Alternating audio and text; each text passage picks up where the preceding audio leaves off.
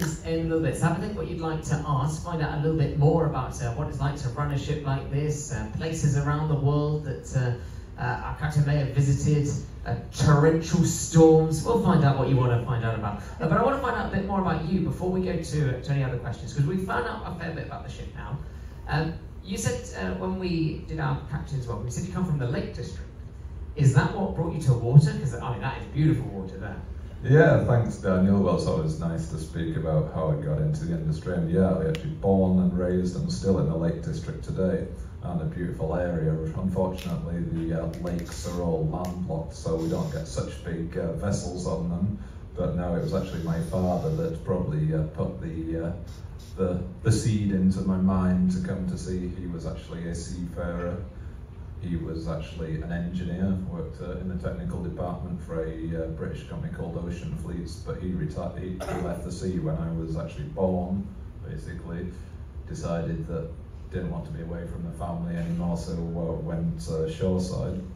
But obviously I heard all his stories of sailing the world, and it kind of rubbed off, and as a 16-year-old I was kind of tired of the schooling system back home, and I thought, well, what can I do? I thought, well, I'll apply for a job on a ship. And actually I put my CV into another Dutch company, a small oil company by the name of Shell. And I was lucky enough to be accepted as an apprentice with them, so I did my apprenticeship over 3 years, and basically just when I turned 19, I qualified as what we call a officer of the watch, which allowed me to sail up to the function of second officer. And I did sail with Shell as officer for 2 years, but every now and then we'd pass one of these big cruise vessels going by, and I thought, well, maybe there's more to life than the smell of crude oil and liquefied natural gas.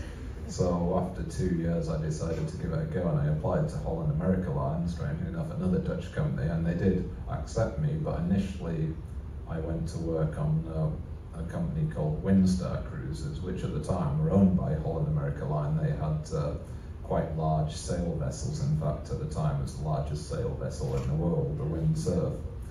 Beautiful ships, but sadly after 5 years the company basically sold the ships, and I saw it as time to come across. I didn't see a long-term future, unfortunately, staying there, and came to Holland America Line, and I've loved it. I mean, it's been great ever since I joined. Even with Windstar, I was lucky enough to meet my wife whilst I was in Bora Bora in French Polynesia, so it's been great. But made my way across to Holland America Line as a second officer, gradually made my way through the ranks up to staff captain, and then finally in 2017 was promoted to captain on the Old Rotterdam when one of our senior captains, Captain Matador, retired. So yeah, 6 years in, I guess, now as captain, and going strong.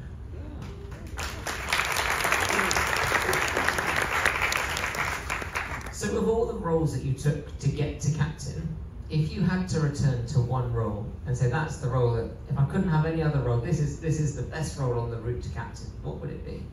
Well, it's probably got to be the apprentice, the cadet, right? Because basically you don't even see apprentices that as young as I was really anymore. We start off with apprentices as 18 as a minimum. I was a 16-year-old, but as an apprentice you're understudying the officers, you're conducting your task book, and yeah, it's a lot of hard work. But as an apprentice, you also really don't get blamed for anything because you're not qualified. And everybody, as an apprentice, everybody takes you under their wing and likes to kind of show you a good time. So yeah, it was probably the cadets. The cadetship was probably best owed to be back as a 16-year-old. With no responsibilities. And now you come to the total other end of the scale, and you have all the responsibility. What was that like when you first were promoted from staff captain to captain, and you no longer had that person sitting in the office next door to you or opposite you to say, is this the right thing to do?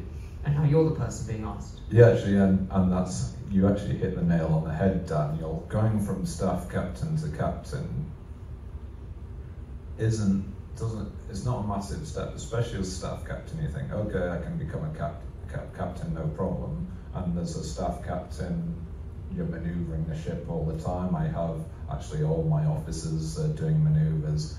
Of course, the staff captain will do the more tricky ones because I want him to be able to take over from me in the event that an emergency happens. You never know if I had to leave the ship in a hurry, I fell down the stairs or something, hence I don't walk down the stairs in front of him. But the one biggest and hardest difference between being a staff captain and a captain is that decision making. And as a staff captain, you know that the captain takes the decisions, but until you have to make the decisions, like the unfortunate one that I had to make this morning for safety reasons, because you know that that then has an effect on the 1,400 guests that you have on board, and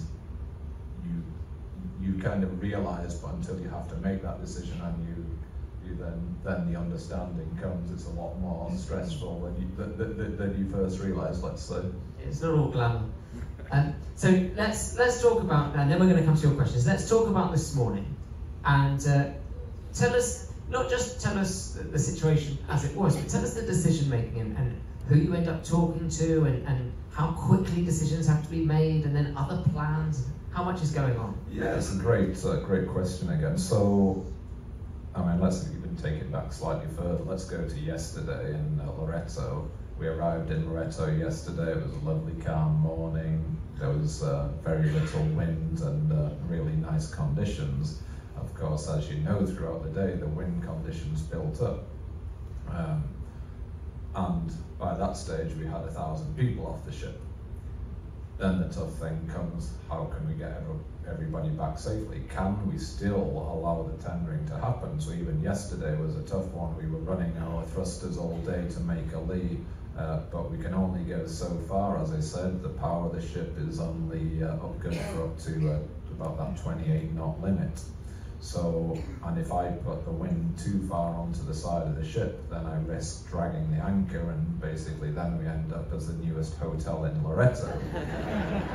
So even yesterday was a tough call. If the wind had been 5 knots more, it probably gets to the stage that I have to say, you know what, we have to suspend the tender operation. So that was yesterday. As it was, I'd like to thank the team on board. I think they did a fantastic job getting everybody back. This morning was slightly different. Obviously, we're always monitoring the forecast, as is our Fleet Operations Centre, actually in Miami. It's all part of the Carnival Fleet Operations Centre, and we even get what we call a heavy weather report. The vessel was actually on the heavy weather report for wind, and you say, well, there was no wind actually in the port this morning, and you'd be very correct, there was no wind. When we arrived, however, what the big difference between today and yesterday was we had quite a large swell on arrival. The swell, in my estimation, was about 1.5 meters, so you're talking 4 to 5 feet already, and that was with no wind. In these ports, just like yesterday, we get what we call a sea breeze. Well, what's a sea breeze? Then you're like, well, a sea breeze is where you warm the lander with the sun, and you get this sudden reduction in the air pressure over the land because of the heating of the land. So what then happens is air from the sea then moves in to fill that void, and then you get strong winds blowing, which is what happened yesterday. That was also forecast to happen today. So with already having that large swell there, if you then throw on that 30 knots of wind on top of it, it means that there's absolutely no way we can tender. Even at the 1.5 meters, it was would have been borderline. So that was kind of my decision-making process. But immediately in the morning, I start speaking to the Fleet Operations Centre to get their feedback on it. Also to start looking to say, okay, if we do have to cancel here, do we have any other options of ports that we can go to nearby and so on. And yeah, then I was speaking to the agents and so on. So yeah, a lot of decision making, calling the hotel general manager up. It's not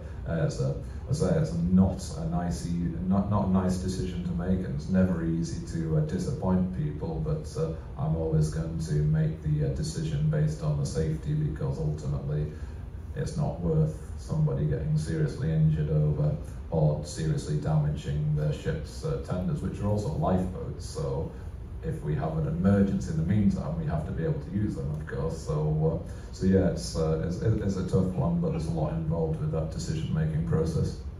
And then there's a